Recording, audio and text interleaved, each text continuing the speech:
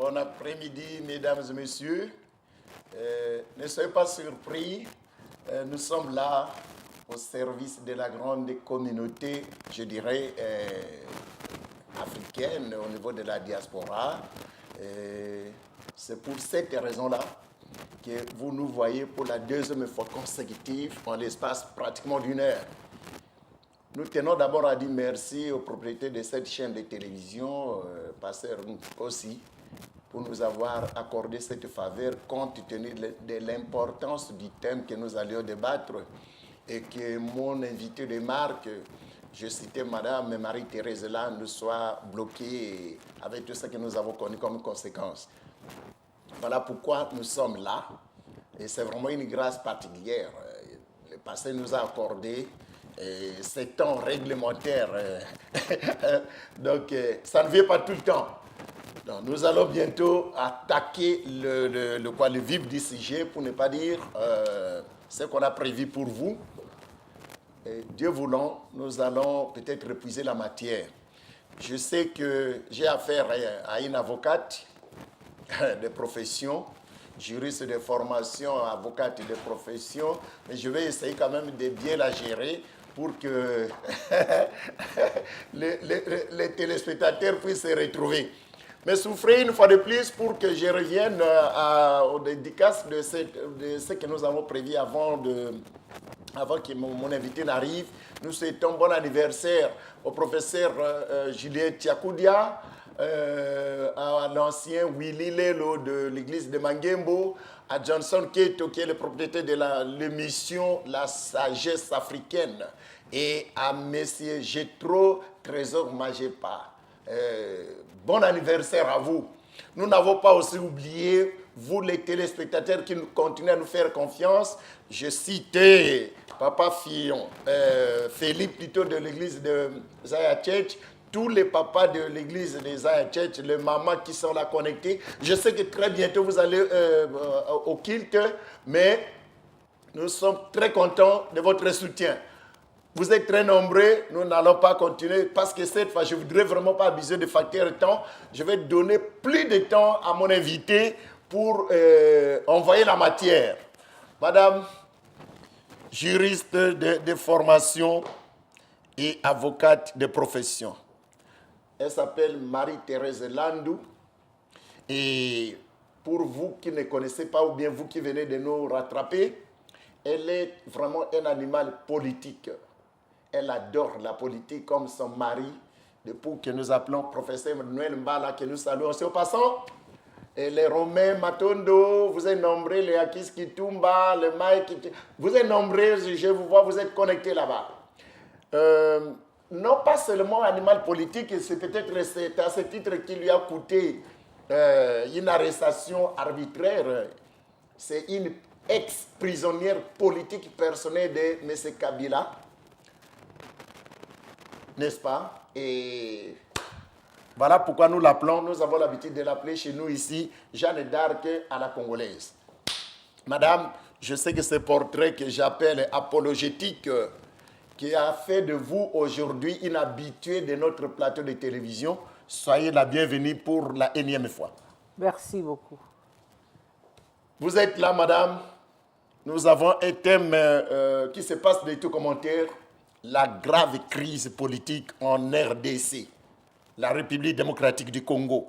Y aura-t-il réellement, je pèse bien mes mots, réellement, un après Kabila? À vous la parole, madame. Merci beaucoup, Jean-Paul. C'est une grande question, surtout lorsque l'on sait que le président actuel qui est sans mandat, qui est illégitime, inconstitutionnel, a perdu son mandat le 19 décembre 2016 à minuit. Il a refusé de partir et dans l'entretemps, je pourrais dire que la conférence nationale épiscopale de la RDC a proposé un accord qu'ils ont rappelé accord de la Saint-Sylvestre. Oui. Pour essayer de de récupérer ce qu'on peut récupérer, c'est-à-dire essayer de gérer le pays dans la paix, parce que le 19 décembre... C'en était fini. Oui, et que le peuple voulait descendre dans la finir, rue. voilà. Connaissant les locataires actuels de la présidence de la République, il allait certainement tuer beaucoup, puisqu'il a l'habitude de tuer. Je pense que c'est même son pain quotidien. Soit. Et cet accord a pris 1 an, jusqu'en 2017. Et 2017 s'est passé. Il est encore là. Je sais que, oui, il est encore là. Oui. Pour moi, c'est un putschiste. Il est là pourquoi et comment, par quel texte? Il n'y a rien pour le moment. C'est un putschiste. Et on sait quand même au niveau de la communauté internationale, ou même à l'intérieur, la question a été posée. Quand est-ce que vous allez vous déclarer non partant pour l'élection qui vient, l'élection présidentielle 100 ans 2018. Oui. Décembre 2018. Jusqu'à ce jour... Silence radio. Oui. Mais ça commence un peu à se manifester quelque part, à se dessiner. Son camp est pour un 3e mandat. Okay. Jusqu'à dire que... Notre candidat? Leur candidat n'a fait que un mandat. Oui. Il lui faut un autre, donc celui qui vient au-delà de 2018. Ok. Je ne sais pas par quelle magie. Oui, mais nous sommes maintenant sur le plan juridique. Ok. Cela signifie quoi? Vous savez que même si on est en présence d'un mandat apparent, ça compte. Ça compte. Ça, c'est un droit. Ça, c'est un droit. Ok. Allons-y. Non, il y a des fois, je ne comprends pas ce qui se passe au Congo. Oui. Ce qui nous arrive, c'est comme si c'était, je ne sais pas. Je ne sais pas. Je ne veux pas parler de la malédiction. Non. Non. Mais il y a quelque chose qui ne marche pas. Oui. Les juristes de la mouvance présidentielle kabyliste sont en train de tordre le droit. Et je suis même étonné, je ne cite pas des noms. Ceux-là que je prenais pour des grands avocats, des bons avocats, ils ont tout fait pour que... Le ventre. Oui, pour que les ventres, pour que les ventres soient à l'avant-plan, pour que Kabila reste et pour qu'eux mangent. Pour eux-mêmes sans doute, pour leurs enfants ou leurs familles. Nous avons la honte pour ces avocats-là. Nous avons la honte. Les textes sont là, des textes même sur la discipline, sur la déontologie de l'avocat. Ces textes sont là, mais on passe outre. Mais non, le Congo n'appartient ni à votre chef, ni à vous. Le Congo, c'est un bien commun, c'est une copropriété des Congolais. Ça n'appartient à personne, sinon à nous tous. Voilà pourquoi nous nous battons. Aujourd'hui, notre combat concerne, c'est surtout pour nos enfants que nous nous battons. Très bien. Pour que demain, qu'ils puissent avoir un destin qui est que serein. Nous allons léguer. Ok, très bien. Oui. Ok. Madame Marie-Thérèse, les amis, je vous ai promis que ne vous serez pas dessus. Je la connais. Je connais cette dame, Jeanne d'Arc. Toujours au sujet des fameuses élections, certains cadres de l'opposition se disent déjà prêts à affronter les urnes. Et au même moment, la mouvance présidentielle continue à faire des manœuvres que je pourrais qualifier de dilatoires.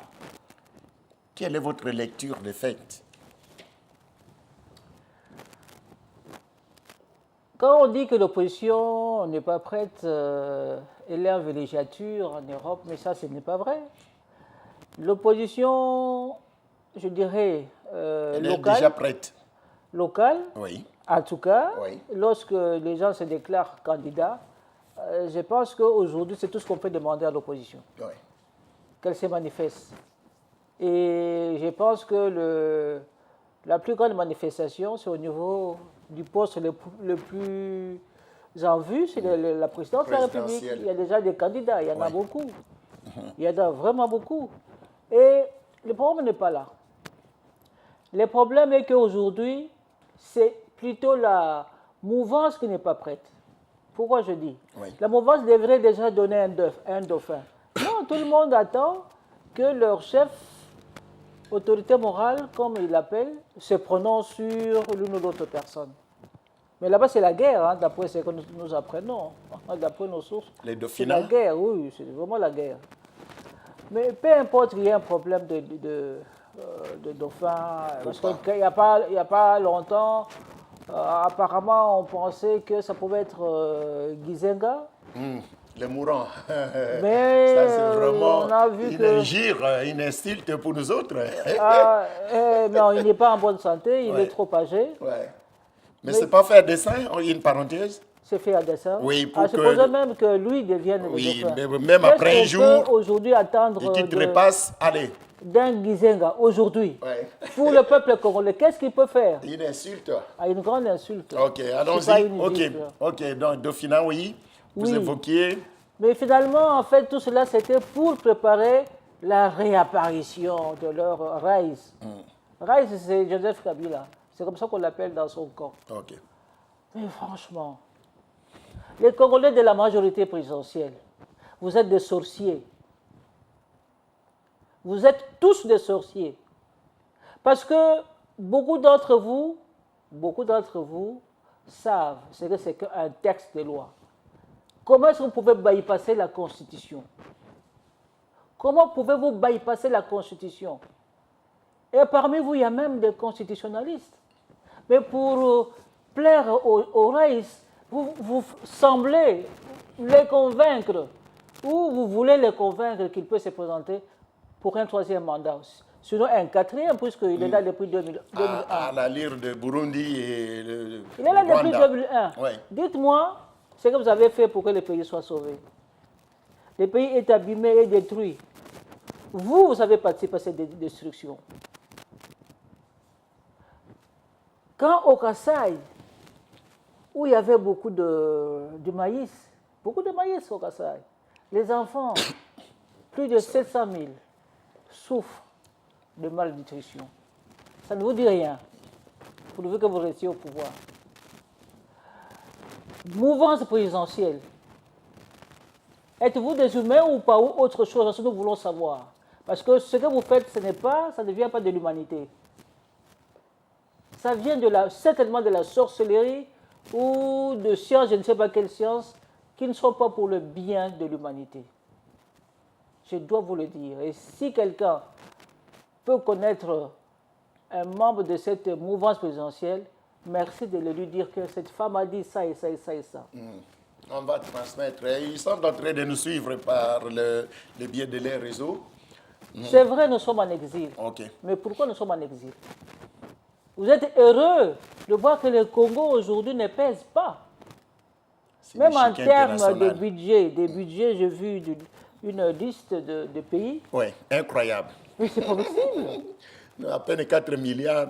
Comme même Nous sommes à la queue comme toujours. Érythréens, Nous sommes à la queue Voilà. comme Incroyable. toujours. J'ai lu ça.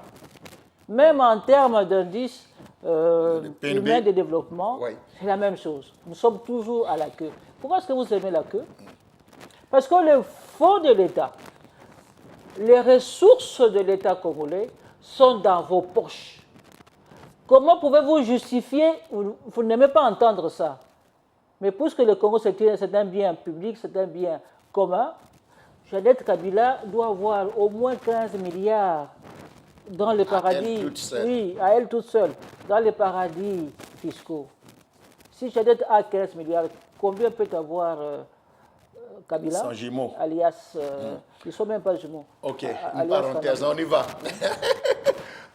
Et c'est à vous, peuple congolais, de chercher à ce que cet argent revienne à l'État congolais. Nous avons lancé une pétition pour que cet argent revienne au gouvernement congolais. Mais très peu ont signé cette pétition. Pourquoi? La peur qu'on va vous tuer? Avocate Marie-Thérèse Landou, pas plus tard que vendredi passé, le 25 mai, il y a l'Organisation internationale de la francophonie qui venait de rendre son verdict au sujet du fichier, l'audit qu'elle avait effectué sur le fichier électoral. Et ce que nous pouvons retenir, en gros, ces fichiers paraissent inclusifs exhaustif et actualisé. Mais là où le bas blesse, et là où ça saute un peu aux yeux, il dit « mais perfectible ». Qu'est-ce que vous en pensez? Oui, mais j'ai lu aussi qu'il y avait 16%, je crois 16,4%. Oui. D'enregistrer sans empreinte digitale. Là, il faut comprendre, qu'est-ce qui se passe? Ça signifie quoi, ça? Une banque de données? Non, c'est justement, ça nous inquiète. La conclusion est inquiétante. Parce que ces 16 millions, je crois de 40 millions aidés, de ceux qui ont... 16%, oui. 16% Soit plus ou moins 6 à 7 millions de lecteurs, oui. Oui. Il faut résoudre ces problèmes. Soit on le retire du fichier. Carrément. Mais ce serait une injustice. Pourquoi est-ce que les gens qui se sont inscrits ne peuvent pas aller voter? Mais ils n'ont pas laissé d'empreinte digitale, madame. C'est vrai. Oui. Pourquoi ils vont se poser cette question-là? Ça c'est pas leur faute. Mais c'est fait à dessein, alors. C'est fait à dessein, peut-être. Alors, ce serait une injustice. Oui. Ou alors, et puis d'ailleurs, ce constat a été fait après la loi de répartition de sièges. De sièges, oui. Qu'est-ce qu'il faut faire? Revoir la loi ou quoi? C'est pas trop tard? Ça semble trop tard, mais il y a quelque chose qui ne marche pas. Oui. J'ai l'impression qu'on prend le Congo, le problème du Congo, comme étant des problèmes de sa maison personnelle, de sa maison privée. C'est ça le problème. Nous ne sommes pas encore un État. Nous l'avons réclamé depuis longtemps, il n'y a personne pour nous écouter. Vous savez, j'étais parmi les rares personnes qui ont été... nous étions une délégation de 8 personnes, reçues par Louis Michel, qui à l'époque faisait la propagande de Kabila, l'homme de paix. Nous avons dit à son cabinet que vous êtes en train de faire une erreur. Écoutez, c'est un drame, c'est un fait du prince. Vous ne pouvez pas. Mais en 2001, c'était Kabila ou rien. Kabila nous a été imposé, je dois le rappeler. Nous ne voulons plus que la communauté internationale nous impose qui que ce soit. Les Congolais doivent accepter leur chef. Mais les chefs viennent d'en haut, les Congolais sont là et ils adhèrent à ça. Le peuple congolais, réveillez-vous. On nous connaît maintenant comme étant un peuple capable d'adhérer à n'importe quoi. Résister à la médiocrité. C'est la seule façon pour nous de faire transmettre le message. C'est à travers la télévision. Au Congo, je parlerai comme ceci, on aviserait les services de sécurité. Mais ce serait promettu. Déjà, voilà, on a été... Mais tout est permis. Oui, ils ont été chez nous, dans la maison familiale pour me chercher, la nuit, ils croyaient que, ou bien ils ont fait exprès, que j'étais là. Les images sont sur Internet, il suffit de taper la famille Landou sous le choc. Vous verrez, Landou sans haine. Vous verrez ce qu'ils ont fait à la maison familiale. Et c'était la deuxième fois, et c'est la deuxième fois qu'ils détruisaient la maison. Nous sommes dans quel pays? Oh, le pays, les forces de sécurité sont là pour protéger le bien et les personnes. Et ce n'est pas le cas pour nous au Congo. Malheureusement, heureusement, madame, nous sommes toujours sur ce chapitre-là de ce qui se passe présentement en RDC. Il y a aussi le dossier candidature unique au niveau par rapport à ce qui se prépare ou les élections présidentielles ou élections présidentielles de décembre. On parle de mariage, c'est pas cette alliance-là, le pacte UDPS, l'Union pour la démocratie et le progrès social, et puis ensemble pour le changement de Moïse Katumbi. Est-ce un bon départ? Ça augure vraiment un bon départ, n'est-ce pas?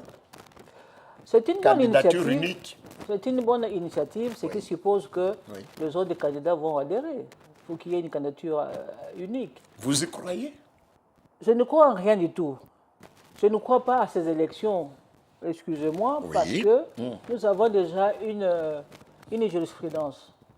En 2006, Jean-Pierre Bemba et Joseph Kabila arrivent au deuxième tour.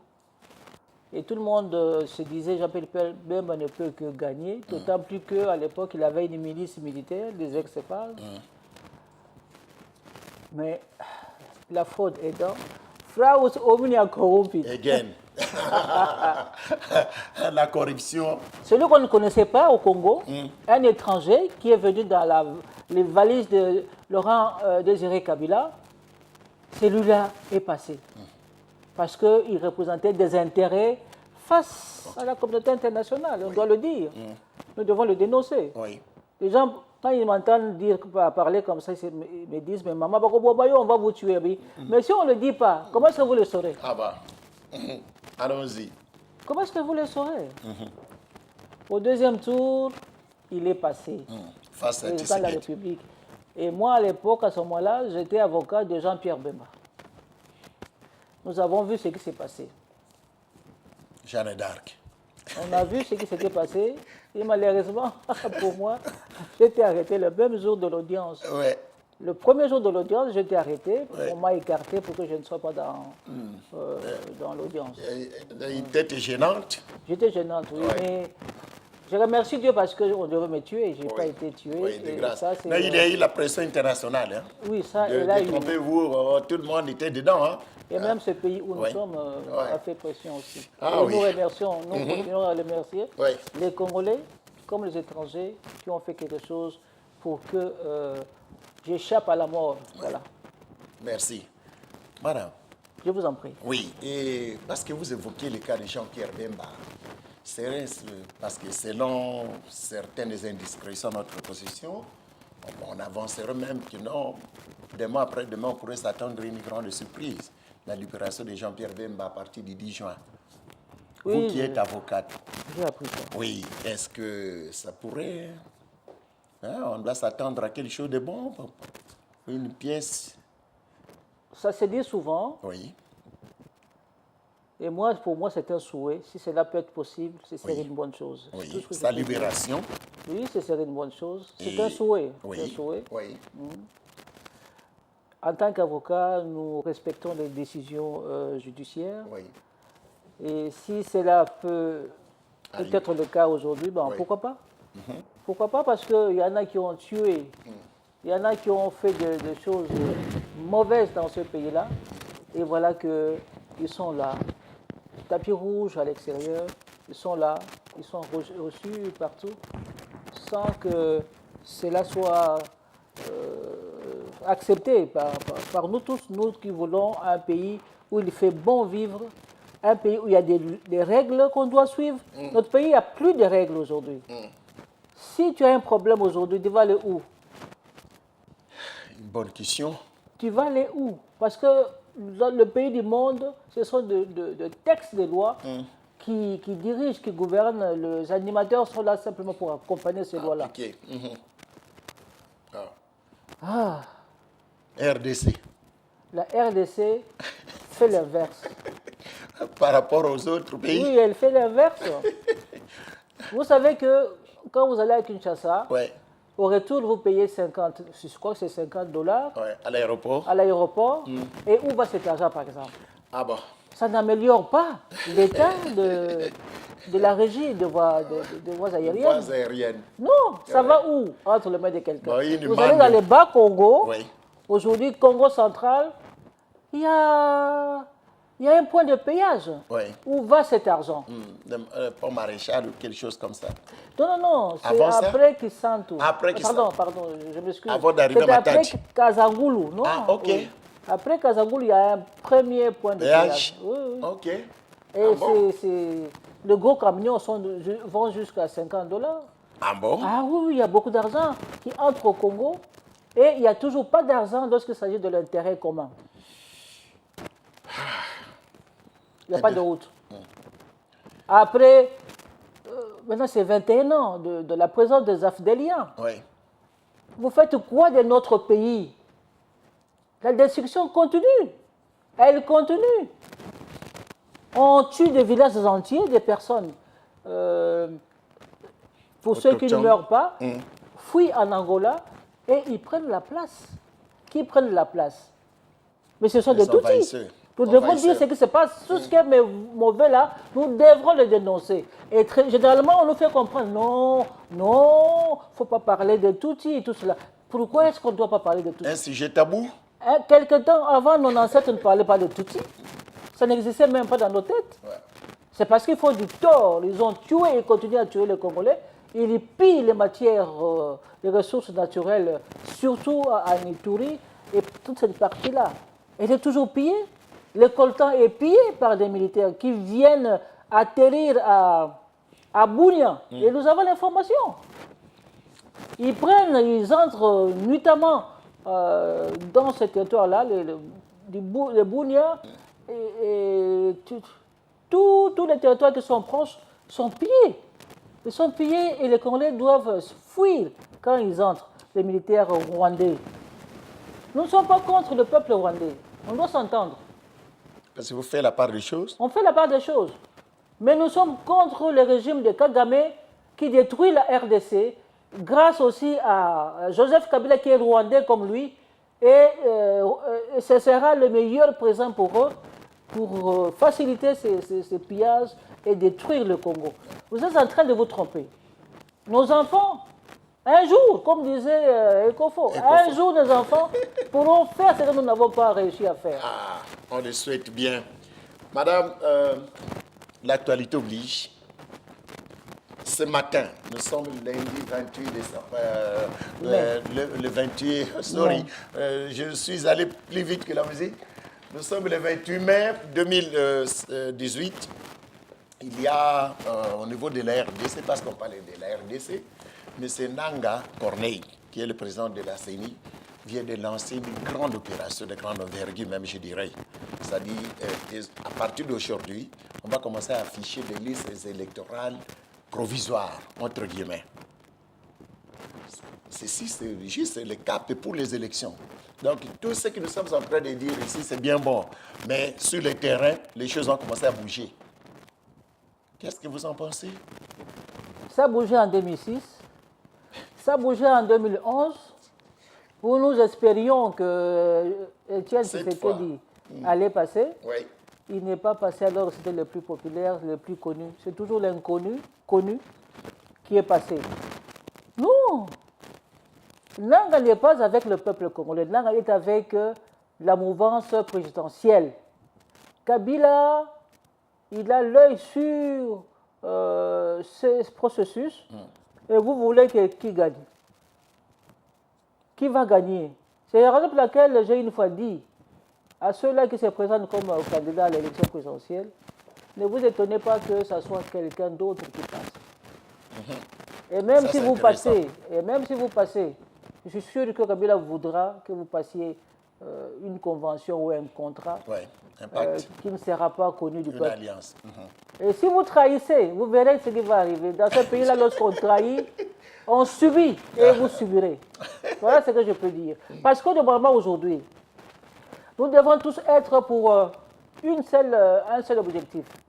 Ce serait une transition sans Kabila, pour qu'il y ait plus tard des élections effectivement apaisées, crédibles. Aujourd'hui, les élections auront certainement lieu, mais elles ne seront pas crédibles. Ça ne m'étonnerait pas que vous puissiez y perdre un peu de votre latin, si vous en connaissez.